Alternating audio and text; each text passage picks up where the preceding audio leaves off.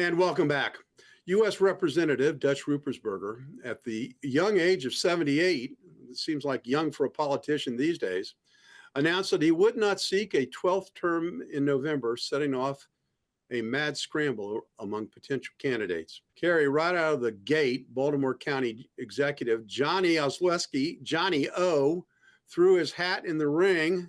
Are there going to be other Democrats, or is this greased for him? Is this a done deal? Johnny O is going to get anointed as a Democratic candidate? You know, you've been looking for a Republican opportunity for a long time, and I think you might have one this time. Well, only for this reason. I think that Johnny Osleski has the inside track. He's got a lot of endorsements on his side, and you're right. He is the county executive, which is exactly how Dutchy Ruppersberger started his climb up to the to Congress. I met Dutchy at Marilyn Preisner's house back in I believe the 90s, maybe the late 90s. He's very charming, very dynamic, very big man. So, you know, he has a presence. But the fact that we have three other Democrats, four other Democrats running for the same seat. One is a delegate in District 8 in Baltimore. He's an Indian from Nepal. He got a PhD, and he's a vocational teacher. And we've only got one Republican, Mr. Wallace. Fact of the matter is, Baltimore County, Baltimore City, pretty much heavy Democrat jurisdictions. But then you got that Carroll County. It's very conservative. So when you have 5 candidates running for one seat, you know, anything could happen.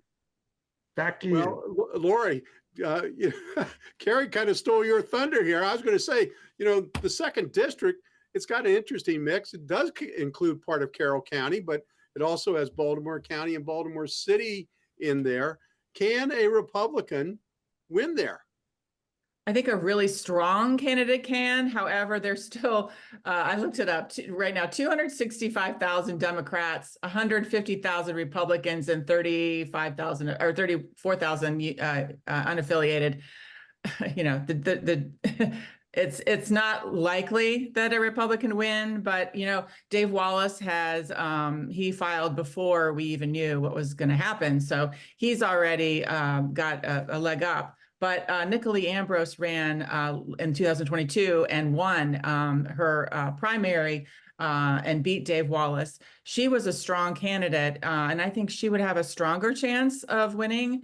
I'd love to see her get in the race, or who knows who would get in the race that would be good. But Nicolai would be fantastic as our representative. I would love to see her try it again. And as our viewers know, Nicolai was a longtime commentator and panelist on 21 this week. Yes. Back in the days when we were live in studio instead of this newfangled Zoom way of taping things. In any event, Nicolai was a dynamic person. Yeah, and a dynamic personality. She's also our national committee woman currently, and she's been that for a number of years now. So she's really got a lot of experience behind her. So Cary, if you listen to Laurie, just the registration alone would mean that this is a safe seat for Democrats. You know, I don't think it's a fait complete. I mean, if you listen to Laurie, though, you've got 5 candidates.